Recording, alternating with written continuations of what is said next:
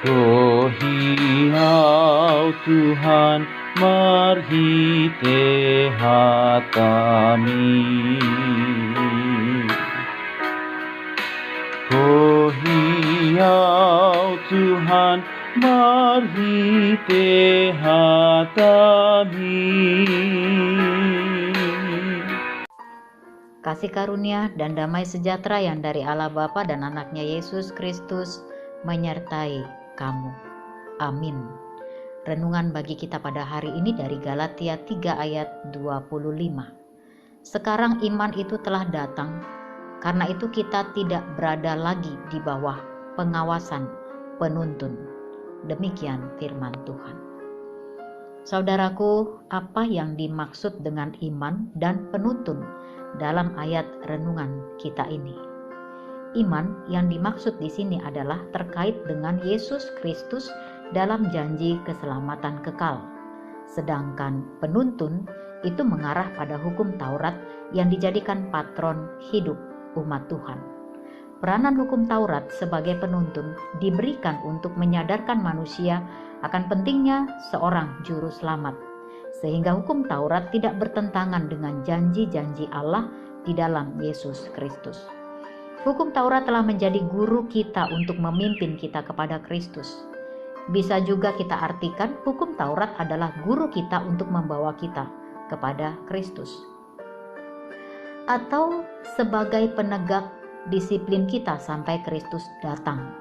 Jadi hukum bertanggung jawab atas kita sampai Kristus datang. Itu sebabnya teks kita mengatakan hukum Taurat adalah penuntun bagi kita sampai kedatangan Kristus nanti. Sekarang iman itu telah datang, karena itu kita tidak berada lagi di bawah pengawasan penuntun. Itu berarti orang percaya bukanlah anak di bawah umur lagi, tapi mereka telah menjadi anak-anak dewasa, ahli waris penuh. Semua ini terjadi melalui anugerah Allah, karya keselamatan Kristus, dan juga tanggapan iman kita kepada pertobatan. Saudaraku, ketika Kristus sudah datang sebagai pembebas dari segala belenggu dosa, hukum Taurat tidak lagi diperlukan sebagai penjaga kehidupan yang benar. Di dalam Kristus tidak ada lagi perhambaan dosa. Benar, hukum Taurat penting karena menuntun kita kepada Kristus. Jadi ingatlah, berarti Kristuslah yang utama dan terutama. Dialah yang menjadi dasar anugerah kita beroleh hidup. Dia pula lah yang menjadi alasan kita memelihara hidup suci selaras dengan ajaran Taurat. Di dalam Tuhan Yesus kita membaca dan menerapkan ajaran Taurat dari perspektif hukum kasih, yaitu kasih kepada Allah dan kasih kepada sesama manusia. Saudaraku, berhati-hatilah bahwa orang yang terobsesi melakukan hukum Taurat justru kehilangan fokus pada yang utama, yaitu Kristus. Dengan hadirnya Kristus, pusat iman kita, fungsi Taurat sebagai penuntun tidak lagi efektif. Argumen Paulus memuncak dalam pernyataan bahwa iman di dalam Kristus membuat kita menjadi anak-anak Allah, bukan lagi sekedar menjadi anak-anak Abraham. Amin.